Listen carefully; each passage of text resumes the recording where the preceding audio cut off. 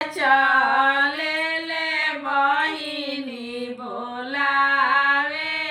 चल बहिनी मोरा ना देश आए भैरो भैया चले ले बहिनी बोलावे चल भैया मोरा ना देश आए ऊंची झड़ो खचड़ी भाभिनी रेखे ननद नैहरवा चलिया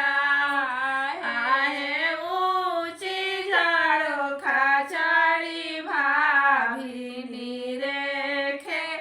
ननद नैहरवा चलिया आए आई है ननदिया कपिड़वा नहीं देव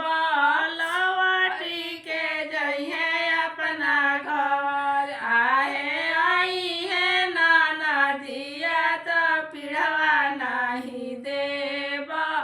लवटी के जइहे अपना घर आए भैरो भैया चले ले दीदिया बोला